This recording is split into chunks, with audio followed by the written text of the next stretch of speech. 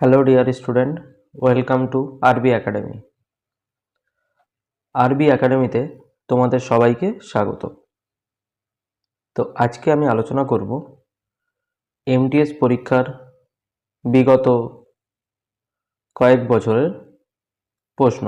তো আজকে যে শিফট বা যে সেটটার প্রশ্ন নিয়ে আলোচনা করব সেটি হচ্ছে 23শে আগস্ট 2024 সালে শিফট 2 সেকেন্ড শিফটে যে কোশ্চেনটা এসেছিল, যে কোশ্চেনগুলো এসেছিল, আজকে আমরা তার জিকে জিএস পোর্শন মানে জেনারেল অ্যাওয়ারনেস থেকে যে কোশ্চেনগুলো এসেছিল সেগুলো আলোচনা করব। এটা তোমাদের ওয়েস্ট বেঙ্গলের যে কোনো পরীক্ষা, যেমন ডাব্লিউবিপি, কেপি, ডাব্লিউবিসিএস, সমস্ত পরীক্ষার জন্য খুবই হেল্পফুল হবে। প্রথম প্রশ্ন, বিখ্যাত উপন্যাস the house of blue mangoes, the house of blue mangoes এটি লিখেছেন David Davidar. Option number B, David Davidar. যে বইটি লিখেছেন সেটি হলো house of blue mangoes. David Davidar ইনি একজন ইন্ডিয়ান নোভেলিস্ট, এবং ইনি আরও যে নোভেলগুলো লিখেছেন সেগুলো হচ্ছে হাউস অফ ব্লু ম্যাঙ্গোস, যেটা তো বললাম, যেটা 2002 সালে পাবলিশড হয়েছে। দ্য সলিটিউড অফ এম্পেরার্স, যেটা 2007 সালে, অ্যান্ড ইথাকা, যেটা 2011 সালে। তো এই তিনটি নোভেল ইনি লিখেছেন। নেক্সট, 2023 সালের ফেব্রুয়ারিতে ভারত সফরকারী জার্মান চ্যান্সেলরের নাম কি? তো 2023 সালের ফেব্রুয়ারিতে ভারতের যে জার্মান চ্যান্সেলরটি এসেছিলেন তিনি হলেন option number 3, Olaf Scotch. Olaf Scotch ইনি 2023 সালে ভারতে এসেছিলেন। এনার বাড়ি কোথায়? জার্মানিতে। নেক্সট, নিচের কোন বিবৃতিটি ডাল্টনের পারমাণবিক তত্ত্বের সঠিক অনুমান? মানে ডাল্টন যে পারমাণবিক তত্ত্বগুলো দিয়েছিল তার সঠিক অনুমানটি কোনটা? অপশান এ, সমস্ত পদার্থ পরমাণু দিয়ে গঠিত। একদম। এই পরমাণু রাসায়নিক বিক্রিয়ায় অংশগ্রহণ করে। হ্যাঁ, এটা একদম ঠিক। আর রাসায়নিক বিক্রিয়ার সময় পরমাণু তৈরি বা ধ্বংস হতে পারে না, পরমাণু তৈরি বা ধ্বংস হয় না, তো এটা ভুল হবে। বিভিন্ন উপাদানের পরমাণু ভর ও রাসায়নিক বৈশিষ্ট্যে পরিবর্তিত হয়। বিভিন্ন উপাদানের পরমাণু ভর ও রাসায়নিক বৈশিষ্ট্যে পরিবর্তিত হয়। হ্যাঁ, এটা ঠিক। পরমাণুগুলো ভর ও রাসায়নিক বৈশিষ্ট্যে পরিবর্তিত হয়। তারপর ডি এর দাগে, মানে অপশান নাম্বার ডিতে আছে, যৌগ হলো পূর্ণ বা ভগ্নাংশ। হলো পূর্ণ বা ভগ্নাংশ সংখ্যার অনুপাতে পরমাণুর সমন্বয়। না, পরমাণু পূর্ণ বা ভগ্নাংশ কী করে হবে? পরমাণু পূর্ণ হবে, সংখ্যাতেই হবে, ভগ্নাংশ সংখ্যাতে তো হবে না, তো এটা ভুল। অপশান নাম্বার ই, একটি যৌগ সবসময় ধ্রুব আপেক্ষিক সংখ্যা এবং বিভিন্ন ধরনের পরমাণু থাকবে, যার আপেক্ষিক সংখ্যাটা একটা ধ্রুব থাকবে, মানে ঠিকঠাক থাকবে, এবং বিভিন্ন ধরনের পরমাণু থাকবে। হ্যাঁ, এটা একদম ঠিক। তো এখানে দেখলাম অপশান এ, সি আর ই, এগুলো সব ডাল্টনের পারমাণবিক তত্ত্বের সঠিক অনুমান। তো এখানে অপশানটা এরকম হবে, ধরো এখানে বলা আছে এ নাম্বারে এ, সি, ই, এইটার পাশে টিক চিহ্ন দিতে হবে। নেক্সট প্রশ্ন, বায়ুমণ্ডলীয় তাপমাত্রা সাধারণত উচ্চতার সাথে হ্রাস পায়, তবে কখনো কখনো এই ঘটনাটি উল্টো হয়ে যায়। ট্রপোস্ফিয়ারে এই ঘটনাটি ড্যাশ নামে পরিচিত। মানে নর্মালি যত উপরের দিকে যাওয়া হয় তত, মানে উচ্চতার সাথে সাধারণত তত তাপমাত্রা কমতে থাকে, কিন্তু ট্রপোস্ফিয়ারে এই ঘটনাটি উল্টো হয়ে যায়। এটাকে বলা হয় তাপমাত্রা উল্টানো বা টেম্পারেচার ইনভার্সন।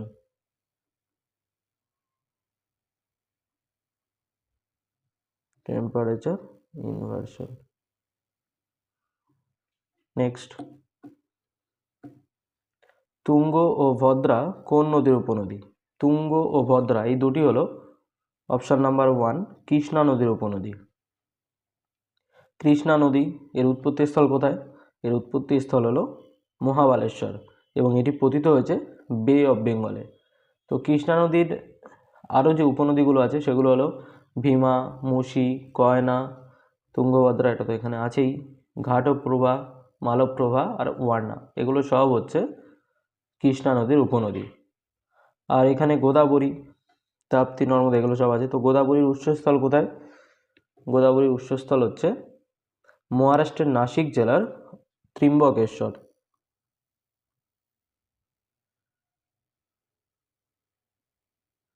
নাসিক জেলার ত্রিম্বকেশ্বর।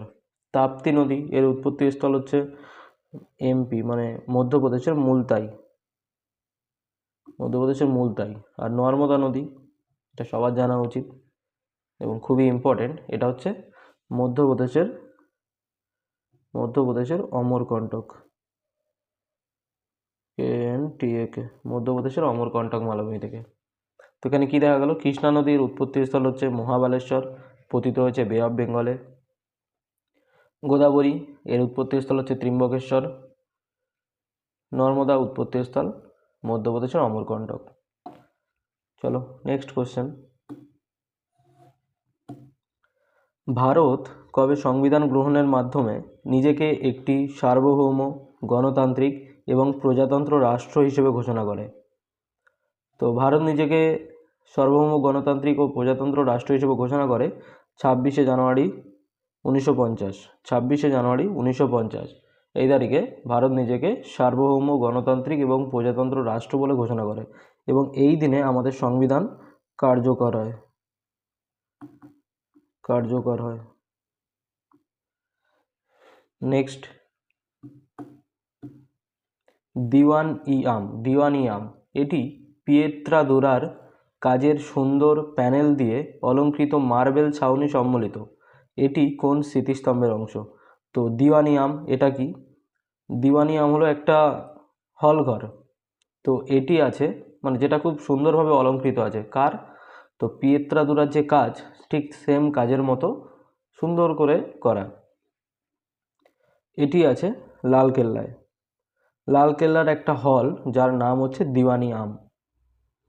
তো লালকেল্লা এটি তৈরি করেছে শাহজাহান। লালকেল্লা কোথায় আছে? লালকেল্লা আছে দিল্লিতে।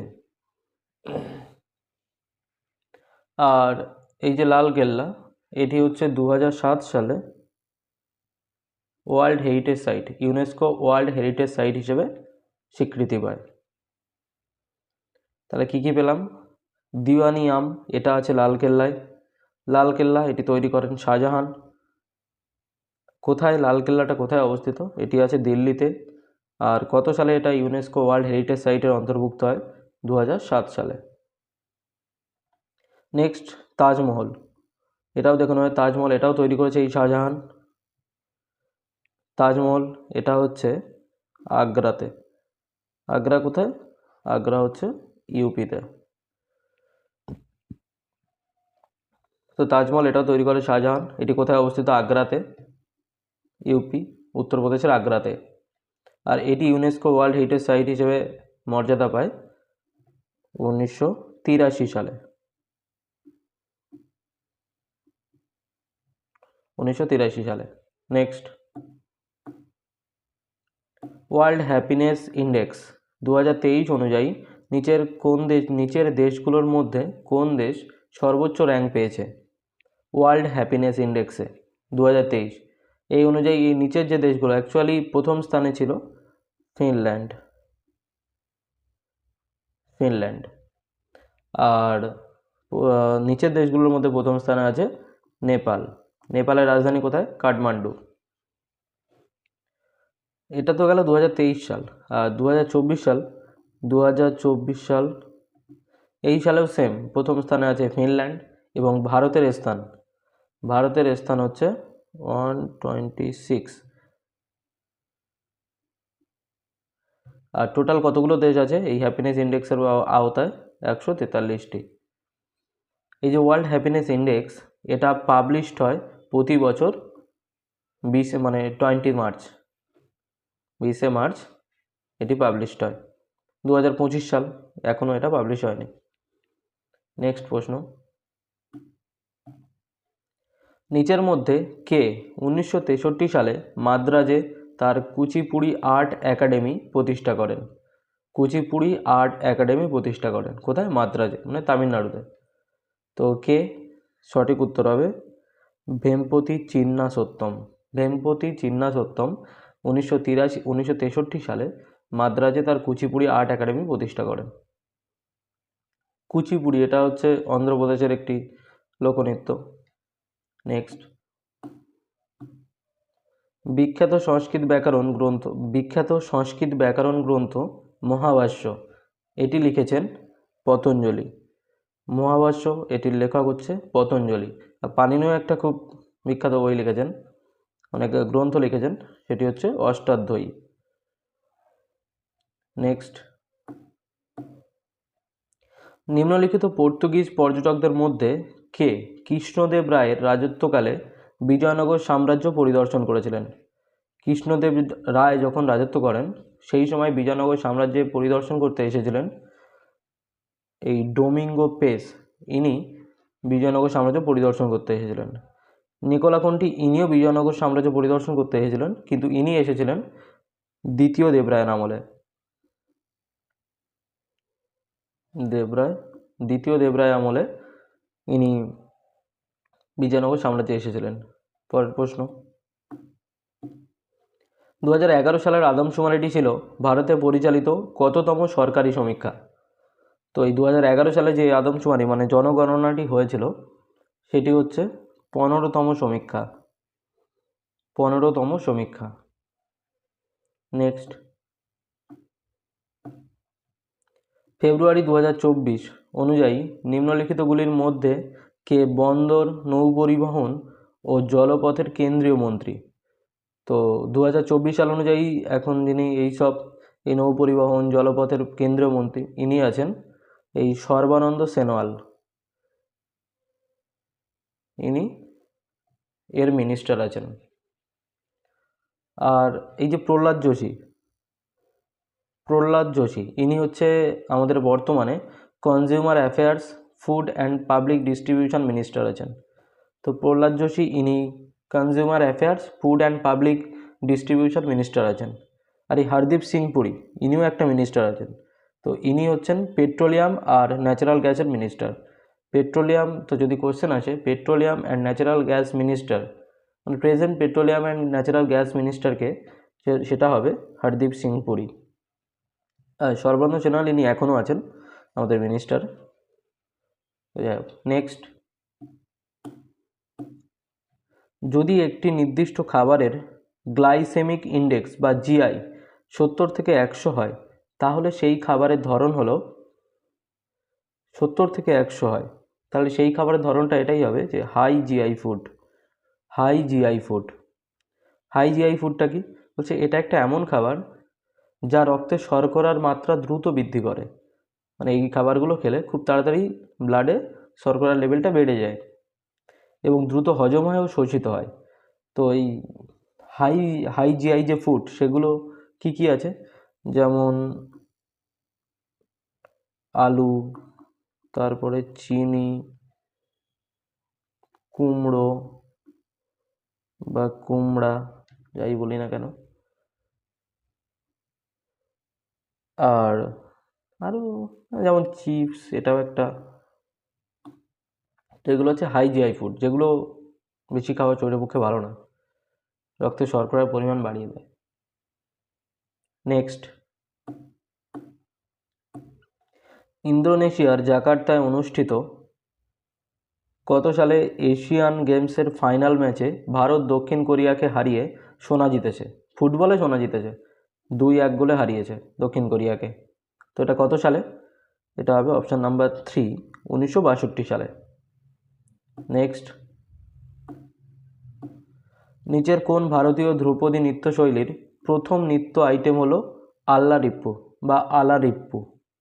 তো এটি কোন ধ্রুপদী নৃত্যশৈলীর নৃত্য আইটেম? এটি হচ্ছে ভারতনাট্যম নৃত্যশৈলীর নৃত্য আইটেম। ভারতনাট্যম এটা কোথায়, মানে কোথাকার ধ্রুপদী নৃত্য? এটা হচ্ছে তামিলনাড়ুর ধ্রুপদী নৃত্য। এই ওড়িশি, এটা তো ওড়িশা। কথাকলি, এটা হচ্ছে কেরালা। কেরালা। আর এই কুচিপুড়ি, এটা হচ্ছে অন্ধ্রপ্রদেশ। কুচিপুড়ি এটা অন্ধ্রপ্রদেশের ধ্রুপদী নৃত্য। নেক্সট, ভারতের সংবিধান অনুসারে প্রত্যেক রাজ্যপাল তার অফিসে প্রবেশের আগে শপথ গ্রহণ করবেন। রাজ্যপাল তিনি যখন তার দায়িত্বভার গ্রহণ করবেন তখন শপথ গ্রহণ করেন, এবং এই কার উপস্থিতিতে তিনি শপথ গ্রহণ করেন? কার উপস্থিতিতে? এটা হচ্ছে হাইকোর্টের প্রধান বিচারপতি। তো রাজ্যপাল, রাজ্যপাল হচ্ছে রাজ্যের নর্মালি হেড। তো তিনি হচ্ছে হাইকোর্টের প্রধান বিচারপতি, তেনাকে শপথ বাক্য পাঠ করান। আর রাষ্ট্রপতি যিনি হবেন, ওনাকে শপথ বাক্য পাঠ করাবেন হচ্ছে সুপ্রিম কোর্ট।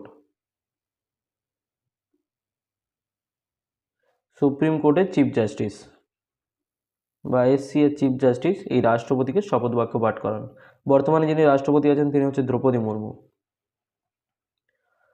আর এই যে হাইকোর্ট, হাইকোর্টের বিচারপতি নিয়োগ, এটা হচ্ছে 217 আর্টিকেল।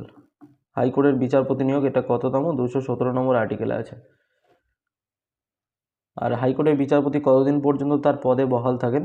সেটা হচ্ছে 62 ইয়ার। অ্যাকচুয়ালি প্রথমে ছিল হচ্ছে 60 বছর, প্রথমে ছিল 60 বছর, কিন্তু 1963 সালে হচ্ছে 15তম অ্যামেন্ডমেন্ট হয়, যেটাতে এর এই হাইকোর্টের বিচারপতির রিটায়ারমেন্ট এজটা বাড়িয়ে 60 ছিল, সেটাকে বাড়িয়ে করা হয় 62। তো যদি কোয়েশ্চেন আসে কততম আর্টিকেলে হাইকোর্টের বিচারপতির এজ বাড়ানো হয়, সেটা হবে কততম আর্টিকেলে না, কততম অ্যামেন্ডমেন্টে, সেটা হবে 15th অ্যামেন্ডমেন্ট, যেটা হয়েছিল 1963 সালে। নেক্সট, নিচের কোন বৈশিষ্ট্যটি অ্যারিস্টটল প্রাণীদের শ্রেণীবিভাগ করতে ব্যবহার করেছিলেন?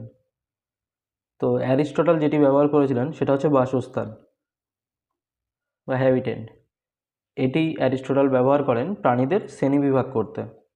নেক্সট, ভারতীয় সংবিধান অনুসারে ধর্মনিরপেক্ষ এই শব্দটি সংবিধানের কততম সংশোধনী আইন দ্বারা সংবিধানে যুক্ত করা হয়?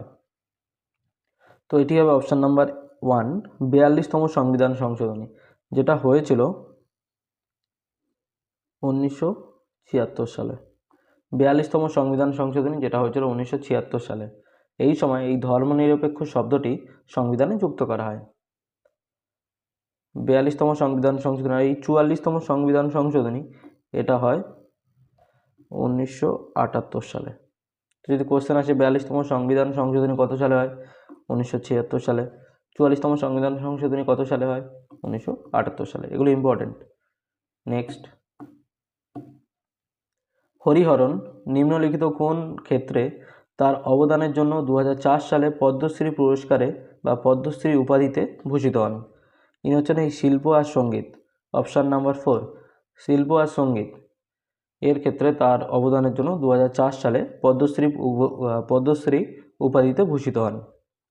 নেক্সট, নিচের কোনটি ভারতে রবি মৌসুমে উৎপন্ন ফসল, মানে যেটাকে বলা হয় রবি শস্য? কোনটি রবি শস্য? তো রবি শস্য এখানে আছে গম। রবি শস্য যেটা মেনলি হচ্ছে শীতকালে চাষ করা হয়, শীতকালে চাষ করা হয়। আর রবি শস্যগুলো কী কী আছে? আরও কিছু রবি শস্য দেওয়া আছে এখানে: গম, মসুর ডাল, যব, পেঁয়াজ, মটরশুঁটি, ছোলা, সরিষা, বার্লি, এগুলো সবই শীতকালে চাষ করা হয়। নেক্সট,